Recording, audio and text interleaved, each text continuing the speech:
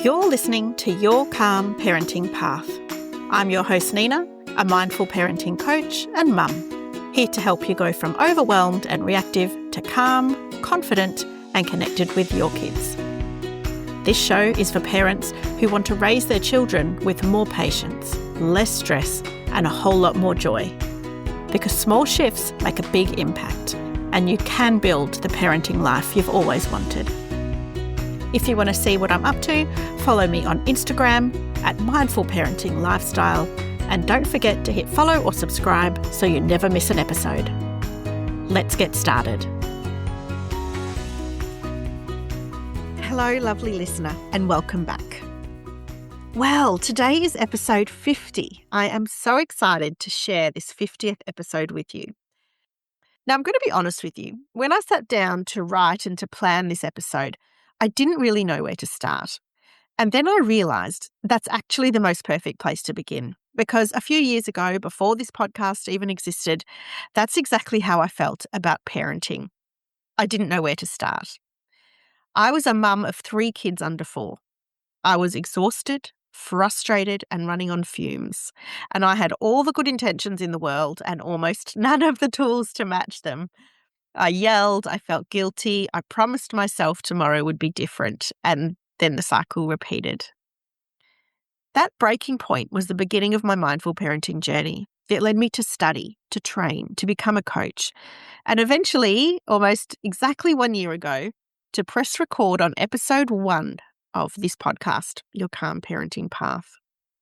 By then, my boys were 4, 6, and 8, a little older, a little louder, a little more opinionated, and I was a different parent than I'd been in those early survival mode years. But still learning, still growing, still getting it wrong sometimes.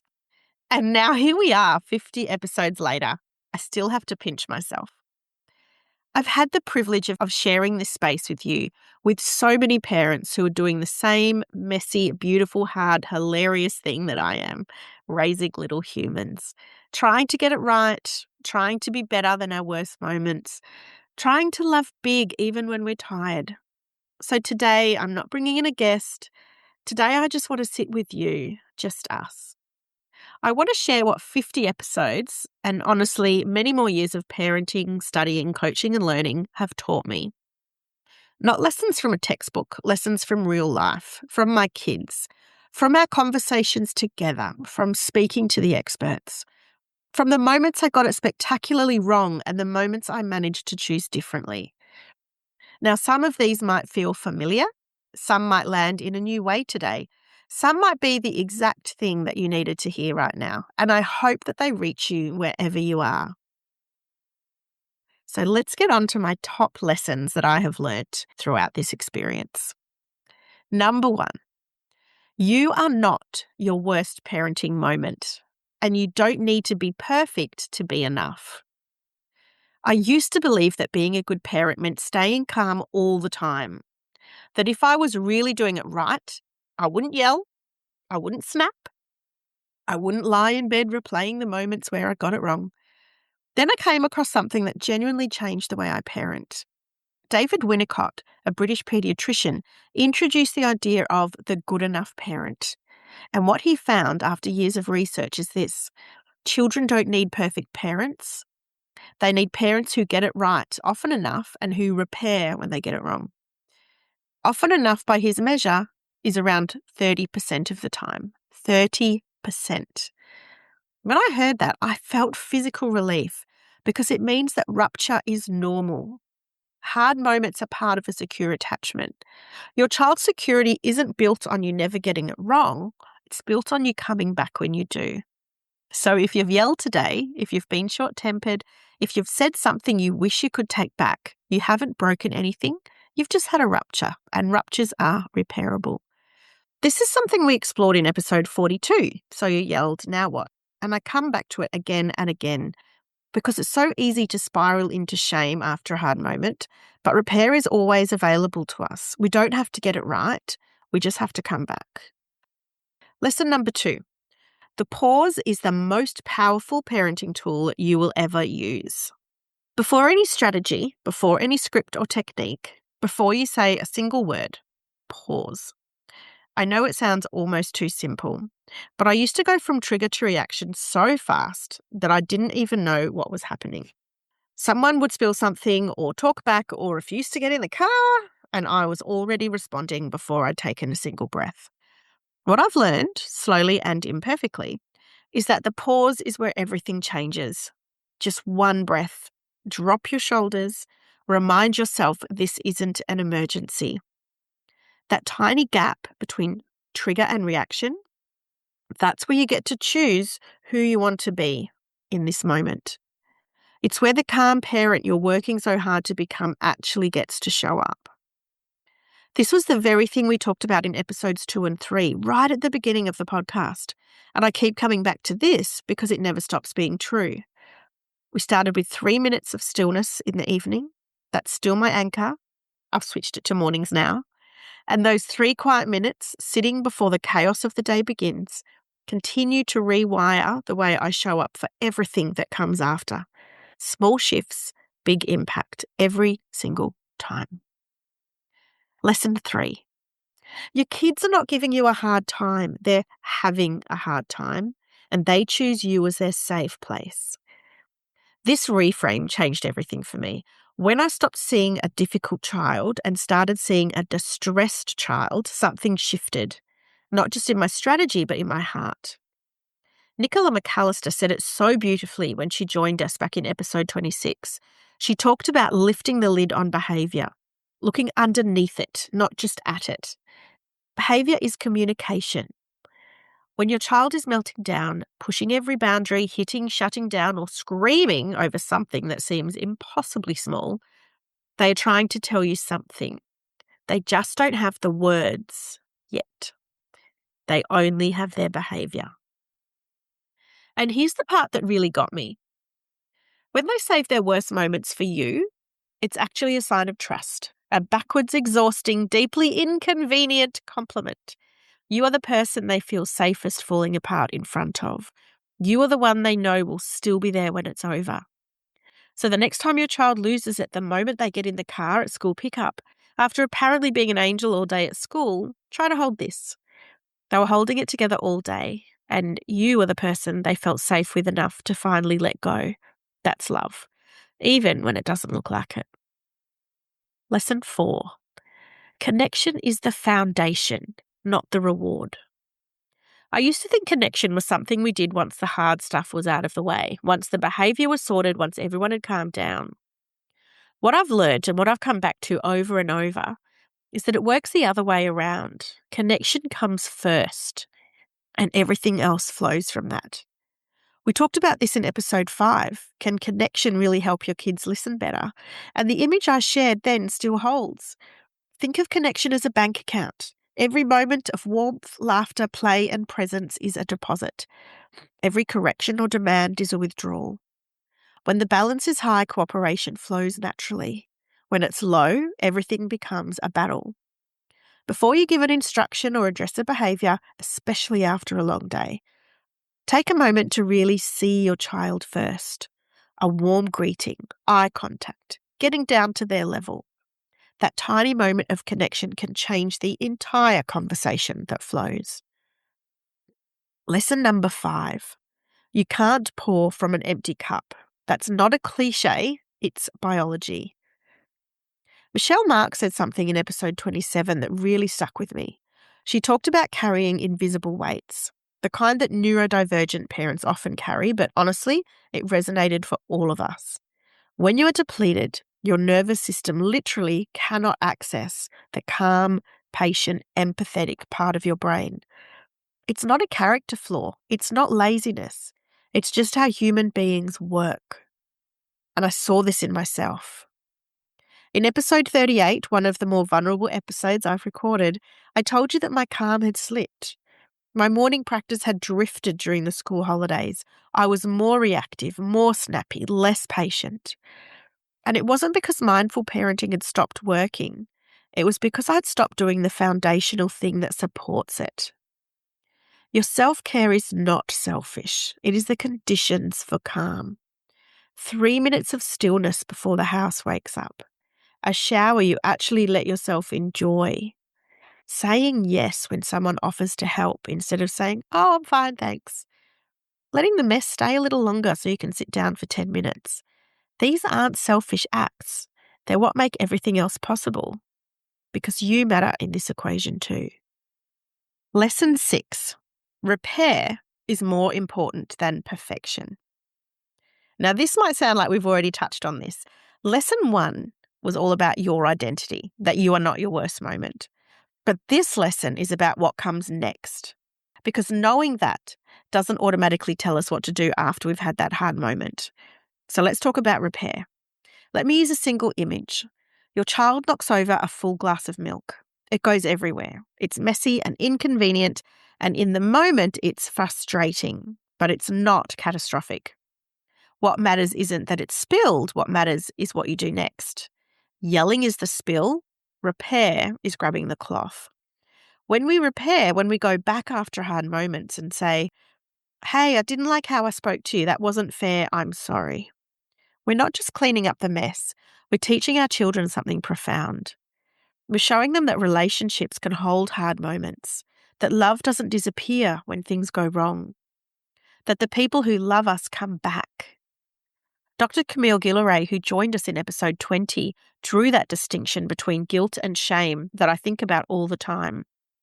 Guilt says, I did something wrong, I can make it right.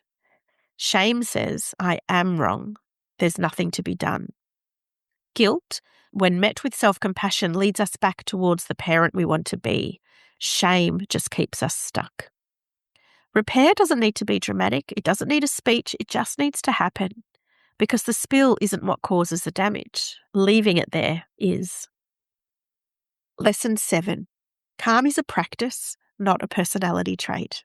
It's not something you either have or you don't. It's something you tend to consistently, even imperfectly, like a garden. Water it regularly and it grows. Stop watering it and things start to wilt.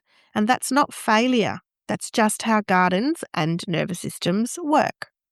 So when the practice slips, like mine did when I mentioned earlier, the answer isn't to give up. It's simply to come back.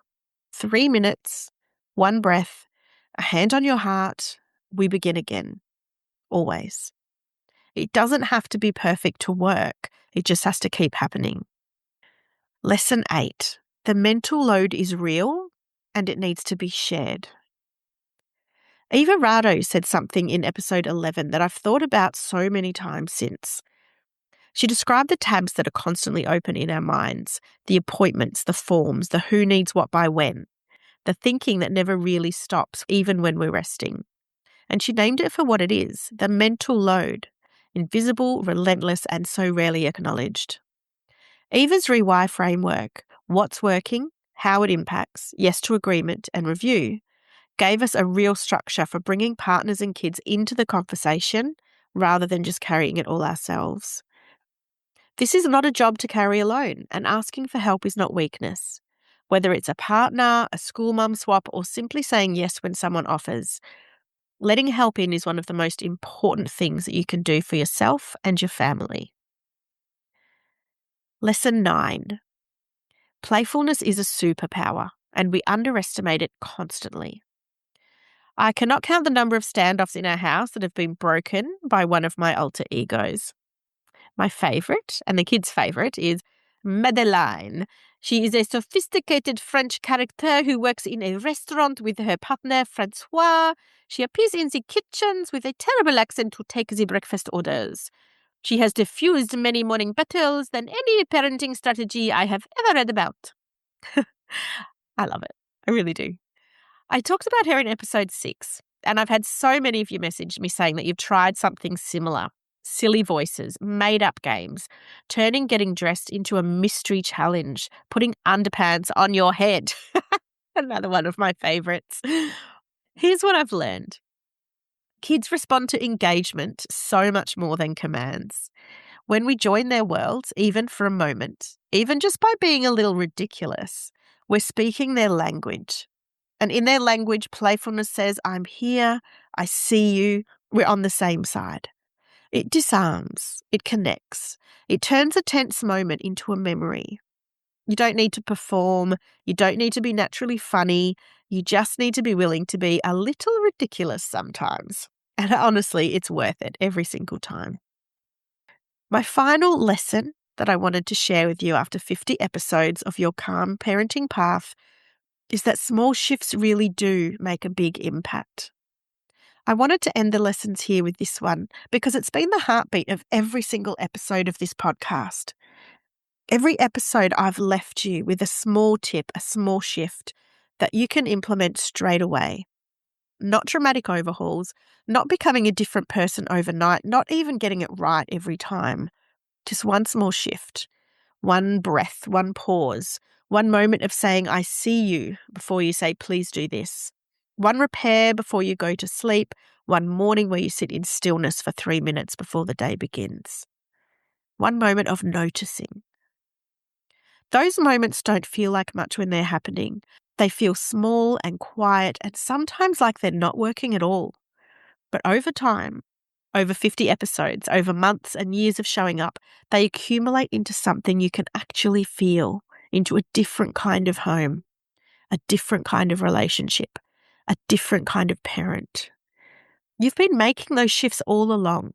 Every time you listen to the podcast while you were doing the dishes or driving to pick up, every time you tried something new and it felt awkward, every time you came back after getting it wrong, that's the whole journey right there. And it's enough. Now, there's one more thing that kept tugging at me as I was putting this episode together. It's something I couldn't quite leave out and was kind of weaved through all of the lessons that I've just touched on. And that is presence. Not mindfulness as a practice, we've talked about that a lot, but presence as a gift. The simple act of actually being there fully in the ordinary moments with your kids. Not half there while scrolling, not physically in the room, but mentally somewhere else, just being there. I think about this a lot with my boys. The moments that have mattered most haven't been the big ones, the holidays, the parties, the organised activities. Sure, they've been great. But the moments that have mattered most are the small ones, sitting on the edge of the bed at night, talking about nothing in particular, watching them play without interrupting, laughing at something ridiculous together in the car. Those moments cost nothing. They don't require a plan. They just require me to put everything else down and actually show up. And I know that's hard. We live in a world that is constantly pulling our attention in 17 different directions. Our phones alone could consume every quiet moment we have. But here's what I've come to believe. Our children don't need more of our time. They need more of us. The version of us that's actually present, actually listening, actually there. Kaz Parrott said something in episode 14 that I think about often. She talked about how sensitive kids, and honestly all kids, aren't just looking for a parent to be nearby. They're looking for a parent who really sees them. That's presence. And it doesn't take long. Even 5 minutes of real, undivided, phones face down presence can fill a child's connection bank in a way that an hour of distracted togetherness never quite does. So that's kind of my 11th lesson slipped in at the end. Be here as often as you can. It's enough. Now, before I wrap up, I want to say something directly to you. Thank you. Thank you for showing up here week after week, for listening in the car or in the shower or in the school pickup line or hiding in the pantry for 5 minutes of quiet. Thank you for sharing this podcast with friends, for sending me messages that said, this is exactly what I needed today. For being willing to look at yourself honestly and say, I want to do this differently. This podcast exists because of you, and it continues because of you. Parenting is not a performance. It's not something you do for an audience. It's something you do quietly and consistently in the ordinary moments of an ordinary day. And those moments add up to the whole of childhood. Your children will not remember whether the house was tidy or the meals were impressive. They will remember how it felt to be in your presence, whether they felt safe, whether they felt seen, whether they knew without question that you were in their corner. And based on the fact that you're here, that you care enough to spend your precious time learning and growing, I have absolutely no doubt that they do. You are a good parent, even on the hard days, especially on the hard days. So, your small shift for this week is simple. Write down one thing you've learned or remembered from today's episode, just one, and then try to live it this week. Not perfectly, just intentionally. And if you feel like sharing it, I'd love to hear from you. Send me a message on Instagram at Mindful Parenting Lifestyle and tell me what landed. Tell me what you're working on. Tell me what's been hard lately. I check all my messages because this is a community and communities are made of real conversation. Now, if you're thinking, Nina, you've done so much talking today, I have no idea what to focus on this week. I've got just the thing. In the show notes, you'll find a link to get a PDF of these lessons. There's a summary of each one and the relevant episodes linked. You can choose 1, you can choose 2, you can choose 3, whatever is going to work for you this week. Grab the PDF download and let's get started.